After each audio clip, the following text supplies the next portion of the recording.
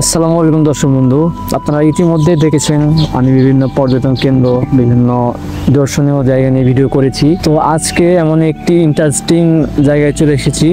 সেটি হচ্ছে এটার লোকেশন হচ্ছে রাজশাহীর তানোর উপজেলার আলীগঞ্জ বাজার থেকে একটু ভিতরে। গ্রামের নাম হচ্ছে সরঞ্জাই। তো আপনারা দেখতে পাচ্ছেন আমরা এখন যেখানে অবস্থান করছি, পিছনে দেখতে পাচ্ছেন এটি হচ্ছে বোতল দিয়ে তৈরি করা বাড়ি। তো আজকে এই বিষয়ে আলোচনা করব, চলুন শুরু করা যাক। আমরা অনেকেই প্লাস্টিক বোতল ফেলে দেই, কিন্তু আলমগীর হোসেন ভাই সেটাকে ব্যবহার করেছেন সম্পদের মতো।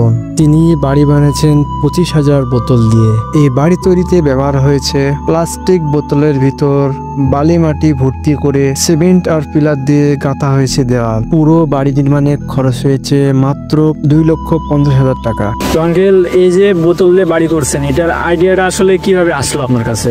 এটা আমার আইডিয়া আসলো আপনার ধরলেন যে ফেসবুক দেখে আর ইউটিউব দেখে পুরোটাই দেখছি যে টেকসই এবং মজবুত। আর আপনার গরমের সময় হলো ঠান্ডা হয়ে থাকছে রুমটা, আর ঠান্ডার সময় গরম হয়ে থাকছে। তারপরে হলো আপনার ইটের চেয়ে হলো মজবুত হবে বেশি।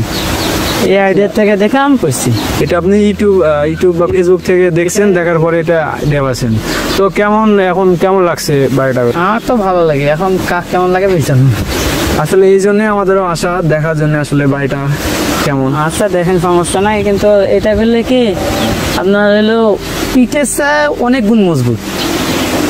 কারণ জাপানে এই বাড়িটা হলো বেশি চলে, জাপানি প্রযুক্তি কিন্তু এই বাড়িটা।